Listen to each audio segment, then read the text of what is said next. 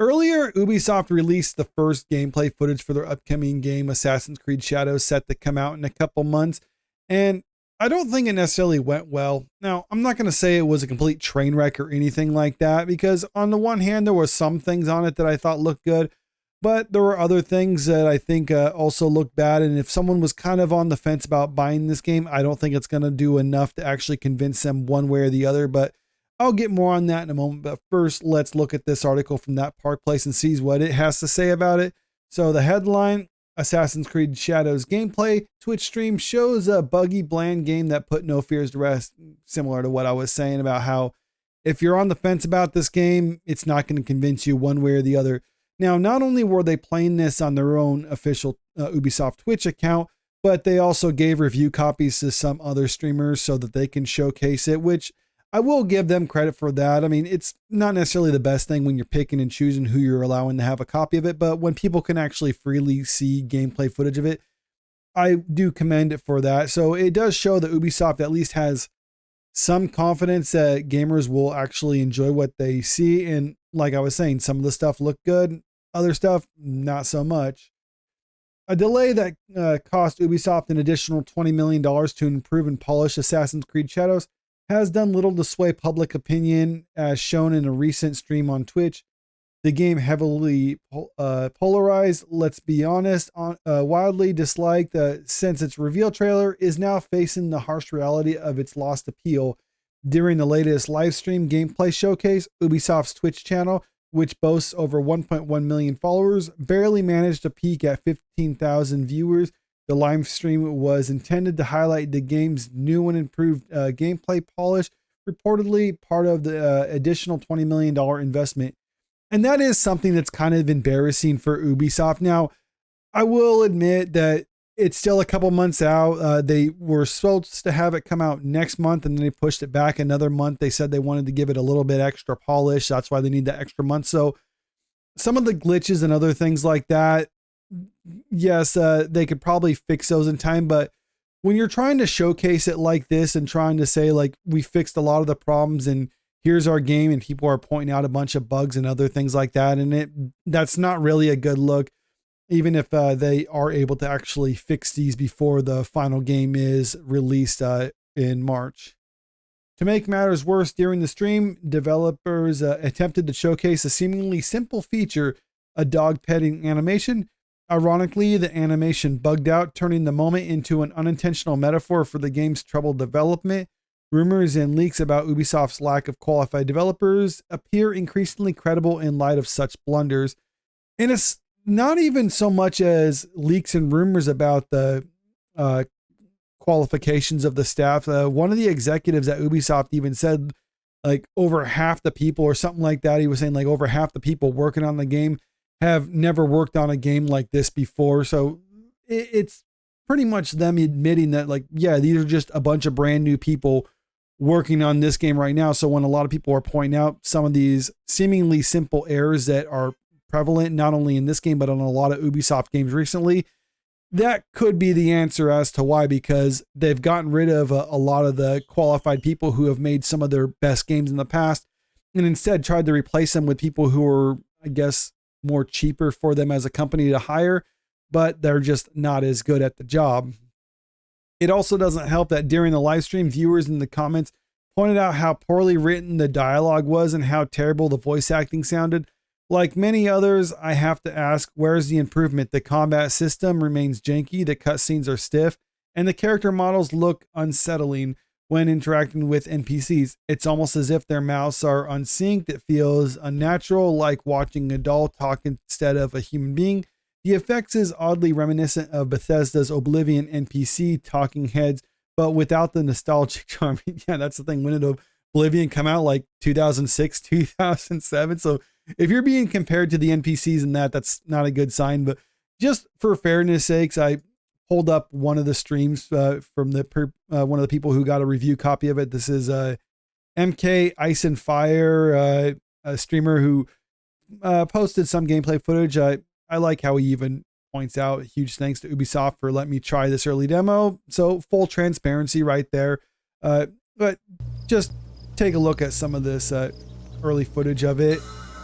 So because I was watching through this earlier. I wasn't watching the whole thing. Okay, just look at the NPCs and listen to the dialogue and stuff. Good. Come. Lord Kuroda Kanbei awaits. Oh, okay. Actually, I'll fast forward that. I see Lord Kanbei has many. By Lord Nobunaga's right here. Yeah, just check out see what you think about some of these interactions to see if it actually feels like it should be a game that's released in 2025, or if it does feel kind of stiff and janky with bad dialogue. Much of his success in Shigoku to you, and much more besides. People exaggerate, and greatly at that. But we are not here to talk about me. There is an impending attack on Lord Not sure what that movement was. Allies, orchestrated by a man who operates in the shadows. What do you think they wish to accomplish? To destabilize our efforts against Mitsuhide? To stop me from marshalling allies and march towards Lord Hideyoshi? I would rather not speculate. All right, I'm not going to go too much of that. I'd recommend checking out this video yourself if you want to see more of it. I'm just going to kind of fast forward through some of it so you can see some of these interactions from it. The reconstruction of the temples and shrines that were destroyed in yeah, this is very stiff right here. I thought Lord Naoya was a military ally. Lord Naoya is concerned with the well-being Everything's of the kind people, of especially still, now the that mouth there's is Lord moving. Hideya's home. Yeah, it feels a little These weird. shrines and temples are a reminder to the young Lord Hideya that his father is always present, even when he is not. Yeah, I mean, that definitely gave me the Oblivion vibe from that. Let me see if I can go a little bit more, because some of the stuff I did like about this is I think this is one of those games, if you pause it, or at least there are in certain circumstances when you pause it and just look at it, it looks pretty good. I don't really have a complaint with how this looks right here. Don't know how it feels riding the horse, but I think this looks fine.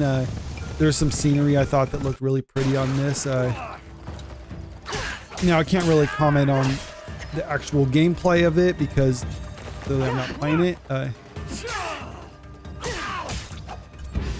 Now just for clarity though, I haven't really been a fan of the mechanics in a lot of the more newer Assassin's Creed games. I prefer some of the older stuff, but you know, that's just me. I don't like the leveling mechanics when they're trying to make it more of a or not a JRPG, but just more of an RPG. I'm more of a fan of how it started off. Right, where's some scenery here? Because I did see some scenery shots from this earlier that I thought looked really cool. Yeah, like these backgrounds and stuff. I think this looks gorgeous right here. Yeah, I mean, I like that. So I'll try to be fair about this and say, give it compliments when I think it deserves it. Because yeah, I think that looks good right there. And you can see from the like to dislike ratio. I mean, it's not like it's well, it's not awful. I'm not sure how this person usually is because I'm not super familiar with them. But just looking at, I mean, there's quite a few dislikes, but I mean, there's still more likes than dislikes on this one. But looking at the comments, doesn't seem too great. Having levels, loot numbers, and screenshots. So now someone similar to me, what I was saying, when the characters speak to each other, they look like robots. Why all the characters look so stiff? It's early to tell, but it feels a bit soulless. Now I'm 100% convinced to play Ghost of Tsushima again. Actually, I should go back and replay that. I haven't played that since it I beat it when it came out. Maybe I should check it out again because that one was really fun. I think if this game fails, it will shut down Ubisoft. They took way too many losses in a row. That is something that's true.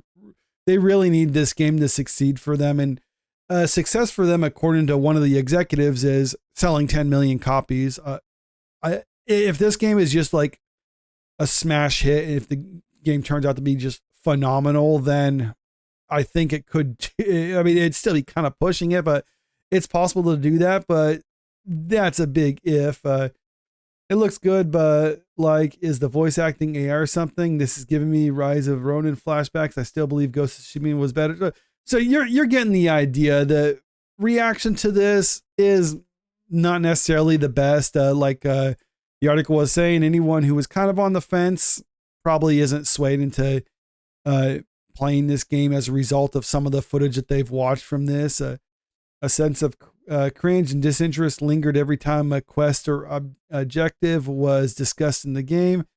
This project has been mired in controversy since its announcement, with backlash stemming from creative decisions, repeated delays, historical inaccuracies, and tone-deaf release date. Initially, fans were excited about the franchise's long-awaited foray into feudal Japan. However, the decision to make Yasuke a so-called historical black samurai, the game's playable protagonist, quickly divided opinion. This marks the first time Assassin's Creed game has centered on a real historical figure. As the player character, this breaks the series' tradition of using fictional protagonists. So you get the idea. There was already a lot going against it leading up to this first release. Then when we saw the trailers, those were getting more dislikes and likes on YouTube, and everything that we've seen up to this point really hasn't gotten people excited. And it's kind of in the final stretch until the game's released. They released this footage out there, sent it to some streamers so that they can showcase it. And so far, no one is just really excited.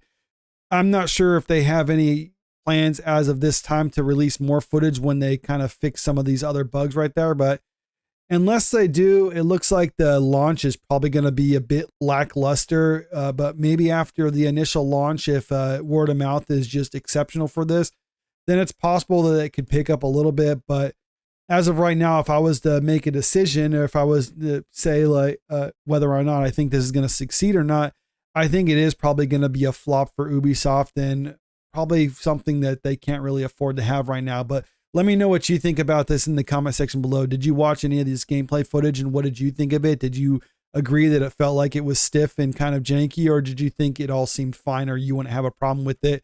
And also, if you haven't already, make sure you click that subscribe button if you want to stay up to date with the latest entertainment news. And if you can, click that like button and share this video out there, because it really helps out with the channel. Thank you.